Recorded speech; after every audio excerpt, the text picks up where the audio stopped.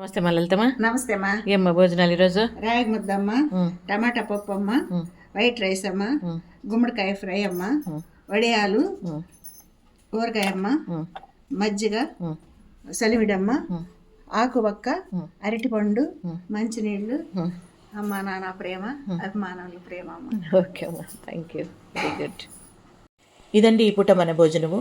ఇంకా ఈరోజు మన టాపిక్ ఏమంటే, మన బంధుమిత్రుల్లో ఎవరికైనా బాధలు కష్టాలు ఎలాంటివంటే ఆర్థికంగా కావచ్చు, హెల్త్ పరంగా కావచ్చు, కుటుంబ సభ్యులతో గొడవలు కావచ్చు, ఇలాంటి వాళ్ళు బాధలతో కష్టాలతో ఉంటారు కదా, అలాంటి వాళ్ళని మనము పరామర్శిస్తే బాగుంటుంది అనేది నా ఉద్దేశము.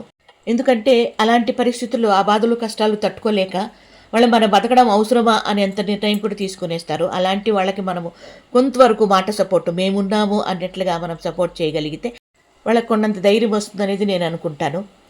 ఇంకా మీరు అనుకోవచ్చు ఏమంటే, వాళ్ళకి ఆర్థికంగా ఇబ్బంది ఉంటే మనం వెళ్తే డబ్బులు అడుగుతారేమో అన్నట్లుగా. మీ పరిస్థితి కూడా చెప్పేయండి, మా పరిస్థితి ఇది, డబ్బు సాయం చేయలేము, కాకపోతే మాట సహాయం చేయగలము, ఇట్లా ఉంటుంది పరిస్థితి, అందరికి కూడా బాధలు కష్టాలు వస్తాయి, దాన్ని ఎదుర్కొని నిలబడితే మనకంటూ ఒక రోజు వస్తుంది అన్నట్లుగా మాటల్లో వాళ్ళని కొంచెం వాళ్ళ మనసు మార్చగలిగితే మాత్రం ఖచ్చితంగా వాళ్ళకి భవిష్యత్తు అనేది మంచిగా ఉంటుంది అనేది నా ఉద్దేశము. అన్ని రకాల బాగుండే వాళ్ళని మనం పలకరించకపోయినా పర్లేదు, కానీ బాధలతో కష్టాలతో ఉండే వాళ్ళని పలకరిస్తేనే, ప్రేమగా పలకరిస్తేనే మనకి కొండంత పుణ్యం ఉంటుంది అనేది నా ఆలోచన. వాళ్ళకు కూడా కొండంత ధైర్యం కూడా వస్తుంది.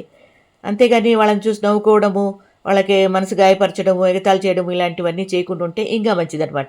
ఈ విషయాలన్నీ మీ ముందుకు ఎందుకు తీసుకొచ్చానంటే, ఇలాంటి బాధలు కష్టాలు నేను ఎన్నో ఎదుర్కొన్నాను. అలాంటి పరిస్థితుల్లో నన్ను ఎవరూ ప్రేమగా పలకరించలేదు అనే బాధ ఇప్పటికీ నాకు ఉండిపోయిందండి.